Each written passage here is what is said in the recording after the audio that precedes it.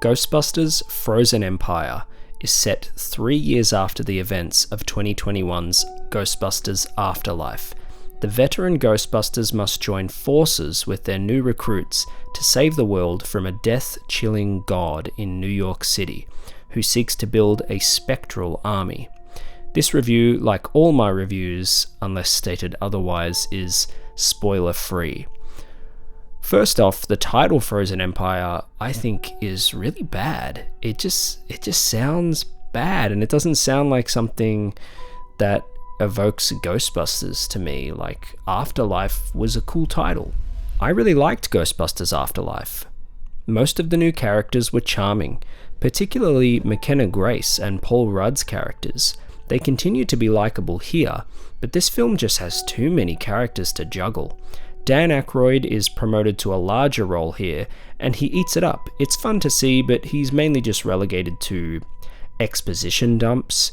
Bill Murray is as charismatic as ever. The little joke with the flask actually got a smile out of me, but he's honestly not in the film very much. And of course, Ernie Hudson is solid, but they just don't seem to have a lot of purpose here. Finn Wolfhard's character was underdeveloped in Afterlife. He was essentially just there to drive the car. They do nothing to boost him here. They tried to set up a love interest for him in Afterlife. She is shoehorned into this film again, but they just treat it like it's a friendship now, so it goes nowhere. It's clear that the writers don't really know what to do with any of these characters.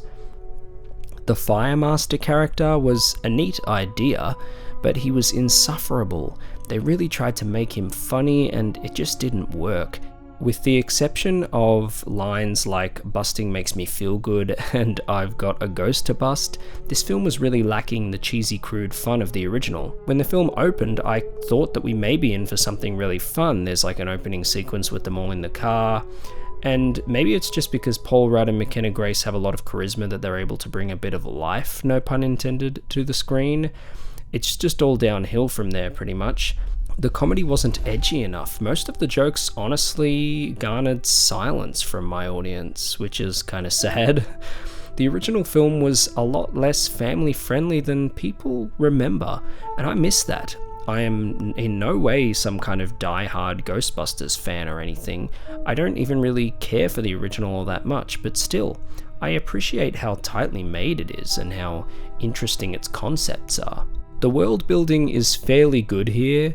The ghost that possesses inanimate objects is cool, and the idea of someone befriending a ghost was interesting. Unfortunately, the change of director was painfully clear here.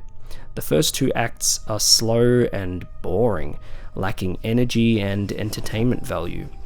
The third act picks things up to just about save the film from being bad and sort of just makes it watchable, I guess.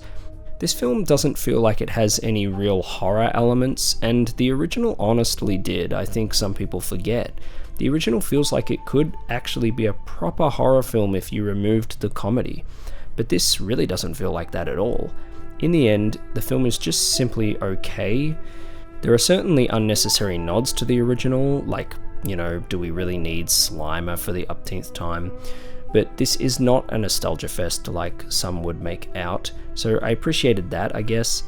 They just didn't do anything interesting or fun, which really is a shame because Afterlife surprised me. I honestly thought it was a pretty good example of how to do a legacy sequel. They will likely do another film in this franchise, as Sony, I heard, have created a whole production company division based on doing a big franchise for Ghostbusters, so I don't know, there's potential. Let's just hope that it continues and that it's good, but this really made me feel like this series has run out of steam. Bringing the location back to New York made it feel like business as usual. I think that we were better off in Afterlife with that change of pace. With the exception of the 2016 film, of course, this is the worst of the series. I have a drinking game I've created associated with this film. As I was watching it, I kept thinking, how many establishing shots of New York City do we need? It was driving me nuts. Please, somebody tell me they also noticed this. The editors have no idea how to transition to another scene without showing the New York City skyline for the 100th time. take a shot every time they show it, and you will be a ghost yourself by the end.